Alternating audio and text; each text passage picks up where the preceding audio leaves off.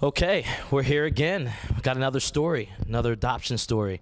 I'm loving this job with the openadoption.tv. And hey, we have another adopted child.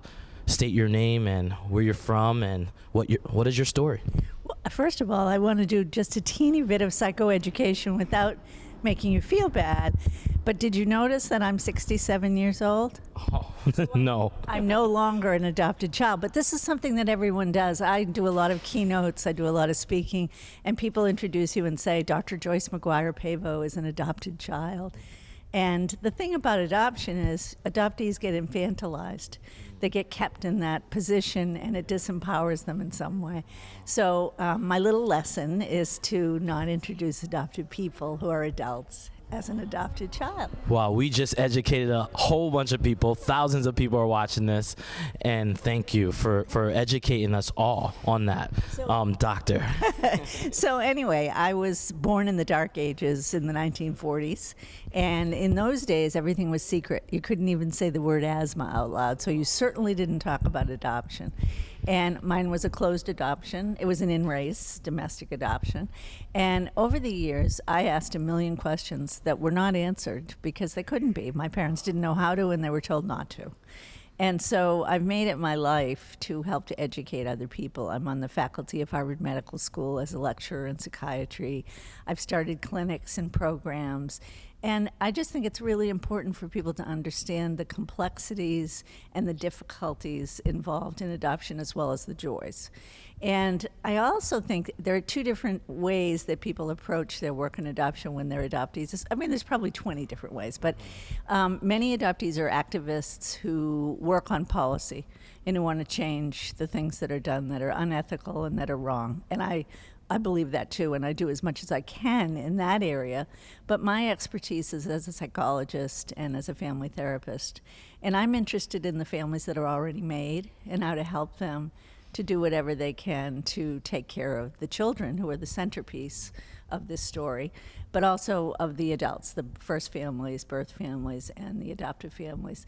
So a teeny bit about my own story. I was raised in closed adoption, as I said, but I couldn't stop asking questions, and I searched and found my birth family when I was in my late teens, early 20s.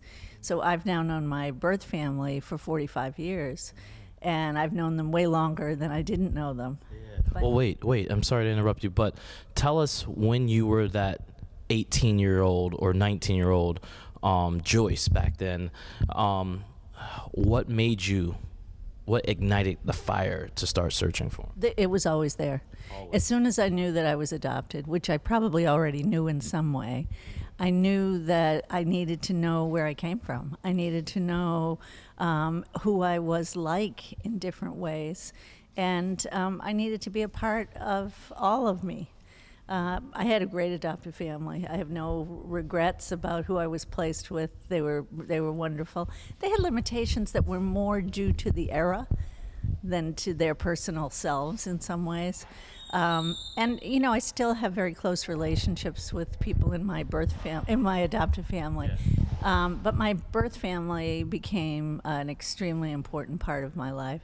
And you know, I also talk to people. I'm divorced, but my ex-husband's family and I are very, very close because they have a grandchild through me. Yeah. And but it's funny. One time I introduced my father-in-law as my ex-father-in-law, and he said, "You didn't divorce us; you divorced our son." Yeah. And I just have a huge respect for family and for the connections you make in families by chance, families by choice, families by blood. Yes. They're all important to us in different ways. But the thing that gets stuck in adoption is we're sort of kept from them. We're not given what we need. I mean, you might choose not to be that connected to some people in your birth family. Maybe you don't like them that much. You don't like some of the people in your adoptive family. You don't like some. I mean, people are people. Yeah. There are people you're proud to say I'm related to, and there are people you don't want people to know you're related. I mean, this is typical. Yes. But you have the chance to say that and the choice to make if you're not adopted. But if you are and your records are sealed and you're kept from someone, that's really wrong. And as the adopted person, I always said it's like the witness protection plan. I was taken and moved to a new place. My name was changed, and I was to be that person and never to mention again who I was or to know who I was. And when you're in the witness protection plan, it's because you are a danger or are in danger. So we really traumatize adopted people by keeping them from the truth. The truth can help as well as hurt, but you really can't deal with it unless you have it.